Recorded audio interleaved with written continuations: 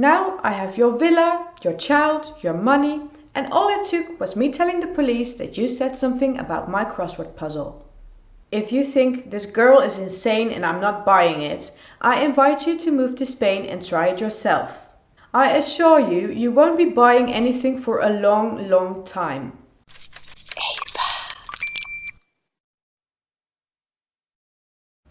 In my first video, if it's still up, I summarized some of the troubling issues about the new generation of women and how recent developments in Western society might be the build-up of an all-female dominated and governed cacotopia, which puts men in an imminent risk of harm. Because many people wondered why I seem to be well versed in the wiles of these women and its impact on society, I decided to tell you which personal experiences instigated me to making these videos. But no matter how many videos I will make, we can't make this speeding train make a short curve. It's way past the point of no return, and without wanting to sound apocalyptic, this surely is the end of Western society as we know it, and the beginning of an era of which it is very hard to predict its development. What I oppose to is a matriarchy ruled by a generation of disturbed, spoiled and naive women who seized the power by biting the hand that fed them. No one saw it coming. It happened suddenly, unexpectedly and violently. It's almost the definition of a coup, and that was what Me Too was. A coup d'état, overthrowing the entire system overnight in the name of equality. But if you analyze it, this could only be possible in an equalized society. In a female oppressing society, men would have kicked our empowered asses right back into the kitchen. Heaven knows why. Even in the kitchen, men seem superior to women. Which is strange, as history suggests that women had plenty of time to practice. But it is Me Too. Me Too. The phrasing of this slogan perfectly accentuates its agenda. I even propose that the entire Me Too movement could only occur in times where men were already positively discriminating women. Because remember, it was in the early 90s when the positive discrimination of women really took hold. That's at least a quarter of a century of women being privileged, promoted, and pampered in our society. If I apply for a job and you, as a man, apply for the same job, you know it will be me getting the job. Underqualified as I may be, overqualified as the man may be, it doesn't matter.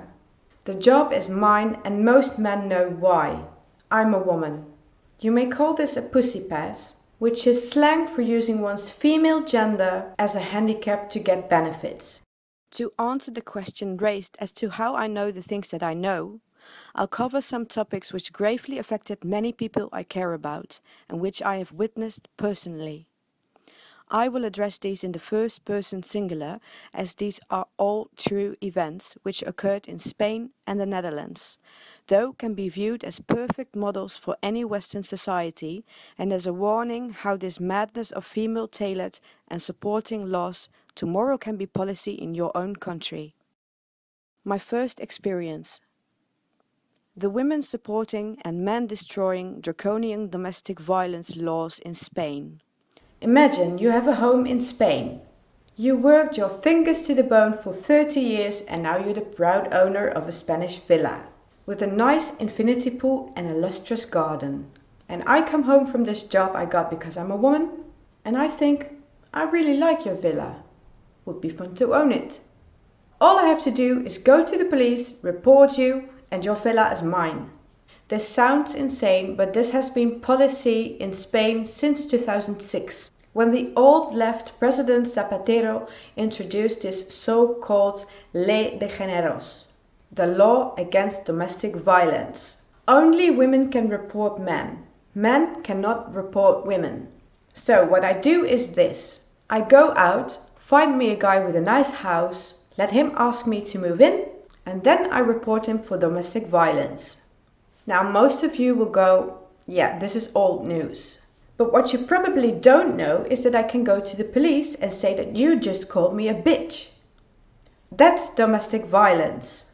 or that you criticized me for doing a crossword puzzle. Let me repeat that. I can get your ass in jail by going to the police and say that you joked about me doing a crossword puzzle. Or my shoes. That's domestic violence right there. Jose Luis Zapatero and his government drew up a new law, gender violence law. So immediately after my report, the police, by law, will have to detain you, and after a night in a Franco-era stone prison, you will get the surprise of a lifetime. A quick trial. Do you want to make a statement against him? An all-female team and female judge awaits you. You'll be strongly advised to plead guilty. And you'll think, fine, I'll confess. It was just a joke about a crossword puzzle. You can, if you like, accept the facts of the case. And then it's done. Your life as you knew it is over. Your villa and everything in it now is mine. They just changed the deed, put it on my name, and you will be homeless. But it doesn't end there. We just started our equality game. La ley de violencia de género solamente protege a las mujeres. I made sure that I picked a guy with a nice income because now I will get a hefty monthly cut. If you were so smart to get a child with me, you can double the amount. Obviously, I will keep our child to make the rest of your life miserable. You'll get a restraining order by default. And with this restraining order, I can just claim that you came within the 200-meter limit and I can have you arrested again. It was actually me trespassing, but who cares? I'm the woman, my word counts. Now it's serious jail time you're looking at. And with you behind bars, I now get sole custody of the child. That's the Spanish law of domestic violence in 2006 for you. Now I have your villa, your child, your money, and all it took was me telling the police that you said something about my crossword puzzle. If you think this girl is insane and I'm not buying it, I invite you to move to Spain and try it yourself. I assure you, you won't be buying anything for a long, long time. The Spanish courts accept false accusations if presented by women. The matriarchal, overtly sexist laws of Western countries such as Sweden and the UK are often cited as remarkably biased against men. However, little is said about Spain, whose laws are so draconian that Spain must be considered at least equal to these other jurisdictions. Do you want to make a statement against him? Do you want to continue with the case? Every day, 400 women in Spain go to the court and present 400 accusations against men. A woman only has to press the button and call the police. The police do not ask any questions or undertake any investigation. A woman shall not present any proof or evidence. Only her word is sufficient. The man goes directly to prison. Before I started making videos, I warned men about this law on a Spanish expert Facebook page. And to my surprise, people refused to believe it, which says a lot about the human psyche and its perception. If the presented fact is too absurd to ingest, people will respond with denial. Can you explain to us what happened yesterday at your home? But a substantial number of cases have been based on trivial complaints, such as not letting the female partner watch a certain TV program, or not letting them finish a crossword, simply raising their voice, or even criticizing their partner's clothes. Are you afraid of your husband? Would you like protective measures to be implemented to prevent him from coming close to you? There have been cases where men have been convicted for flatulence during a discussion. Yes, convicted for farting. You're accused of making threats within the household. You can, if you like, accept the facts of the case. If it had been, so to speak, normal threats, the sentence would probably be a fine. But because this is a case of violence against a woman, the minimum sentence is a jail term. But remember, this is only violence if the man does it and not if the woman does it. It wasn't until a police officer from the Spanish Guardia Civil replied to my post and confirmed that this was in fact real. As most of the Facebook pages, the admins are women, the thread was deleted within the hour. My second experience. The women supporting and men destroying corrupt social service systems and laws in the Netherlands. I learned men have no rights whatsoever when it comes to family law.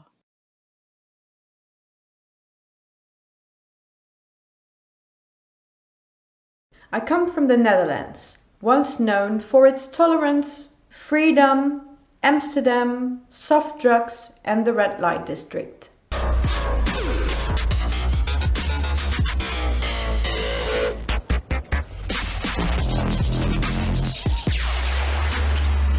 Don't bother visiting Amsterdam anymore. The old left socialists have peeled caps and split wigs with gusto. Willen we een product zijn? Even the I Amsterdam sign had to be removed as it was too individualistic for the Marxist socialistic female lead party and its female mayor. This is the most important spot of Amsterdam. This is the landmark of the Amsterdam. Of willen we een solidaire, diverse, tolerante samenleving zijn? I myself come from a small village in the province. Never was I aware of this new zeitgeist until I got a phone call from a 13-year-old girl who was physically and mentally abused by her mother. That mother was the ex-partner of a friend of mine. She sent recordings of her bruises and the assault, so what did I do? I called social services. How was I to know that this was possibly the worst female-indoctrinated, old-left, female-managed, corrupt bureau of the country? I was given the opportunity to make an anonymous phone call. So the first thing that those women from social services did was give my full name and address to the mother. When I told them that I had proof that the little girl sent me, they said to me, and I quote, "We don't care for proof. Proof is something for the police. We go by feelings. We listen to our feelings." It is absolutely insane. And I have tasted the women's vengeance myself. That's how I know that these women will never stop and will not hesitate to take you out by any means necessary. Munchausen by proxy, of PCF. Bij deze zeldzame psychische aandoening maken ouders hun kinderen expres ziek of ze bedenken een ziektebeeld. Maar de kritiek op het aantal meldingen neemt toe. De Belangenvereniging spreekt van een meldingsgekte en ouders voelen zich rechteloos. My third experience. The evil and macabre ways of Social Services Holland to incriminate the father with child abduction and attempted murder in the second degree using the all-female disorder called Munchausen by proxy. Now imagine our child ran away from me to you, the father, because I was physically or mentally abusing him or her. And you, as a man, call social services with the proof of abuse in your hands. They have to initiate an investigation by law. But I can change the reports and just blame the man. As a woman, having sole custody over our child, I can issue an all-point bulletin and put Interpol on your ass, since it is now child abduction, because our child is with you, but you do not have custody, even though you're the father. That's one of the worst crimes. That's 9 to 11 years in prison for the man. Then I can call social services and just tell them that my child is sick. Social services will be more than happy to use the all-female disorder called Munchausen by proxy syndrome on the man, claiming he is making his child sick in order to get attention. It doesn't even sound like a male disorder. Females tend to be the poisoners. But Social Services Holland are overly zealous to get the child and take it away. I won't go into as to why that may be. Suffice to say, you will now get arrested for Munchausen by proxy, which boils down to attempted murder in the second degree. In de vele dossiers zit ook het verhaal van Tibbe. Hij werd te vroeg geboren, met ernstige complicaties. Het ziekenhuis wil uitsluiten dat de ouders het kind iets aandoen en vraagt Veilig Thuis om een inschatting te maken. En het ziekenhuis zegt dus, PCF moet worden uitgesloten. En een uur later zegt Veilig Thuis, acute dreiging doding, letsel en vrijheid benemen. Zijn ouders mogen hem niet meer verzorgen, maar Tibbe's gezondheid blijft schrikbarend achteruit gaan. Het ziekenhuis komt tot de conclusie dat het onwaarschijnlijk is dat de ouders hun kind zelf ziek gemaakt hebben. Ondanks het feit dat die melding wordt teruggetrokken, gaat Veilig Thuis door met het gegeven dat het er zou zijn. Is er ook geen weg terug. Dan wil Veilig Thuis niet terug, dan wil de kinderbescherming niet terug willen. de rechter zelfs niet terug. You, as a male and a loving father, will be charged with attempted murder of your beloved child. That's 11 to 20 years in prison right there. The child-abusing mother had the power to change social services official reports, successfully incriminating the father, who in the end was deemed the perpetrator. Too many men remained powerless and simply were stripped from all they loved and what was dear to them. This is how I learned how the Western world is swiftly changing into a society in which men are stripped from their human rights and how a small but determined group of women are making it happen. Veilig Thuis wil een procedure winnen en het gaat al lang niet meer om het kind. Een Veilig Thuisarts hoopt dat er iets met Tibbe gebeurt, zodat de bewijslast tegen de ouders rondkomt. Zou wel verder als het niet gebeuren. Dat zijn volledig discussie over. Het moet niet zo gebeuren dat hij dan doodgaat. This was the start of my personal voyage of discovery through this new world governed by females. I have seen this suffering up close, and while investigating and studying this bizarre phenomenon, which was completely new to me, I gradually found out that this is all real. The immense suffering is absolutely unbearable, and this is happening to men all over the world. So I'm most certainly not afraid to speak my mind and go public to share all I have learned with as many people as possible. If you analyze it, this is all manipulative behavior where key positions have been taken over by this group of overly zealous feminists. Instilling so much fear, they created this positive discrimination which enables them to be in those key positions, changing the system and recruiting the new generation of women, brainwashing and spoiling these young girls into thinking that literally all men are rapists, inferior beings. Analyzing it further, you can clearly see the female spirit is stirring the pot. If absurd idiocracies such as farting can get men incarcerated in Spain, sitting with your legs spread can get you arrested in the US, this can only sprout from a woman's mind. Men simply don't invent such nonsense and mind the new stupidities they are bound to come up with. Is it too far-fetched to expect that women will take crimes like men spreading to a new level? Will we get men whistling, men singing, men shopping, men existing, or men being as the next crimes punishable with 4 years in prison? Women are currently and globally destroying males as if it's a nasty divorce. And maybe this is just exactly what it is. A divorce from all men. And the man was handed the divorce papers via the Me Too movement. When I see men going their own way, I see the traditional picture of a man leaving the house that he built while the woman has taken over his entire life. But will it come to an actual war between men and women? As soon as women find themselves scratching their eyes out in the mess that they made, they will try to reconcile with men, whom by that time will all have gone their own way.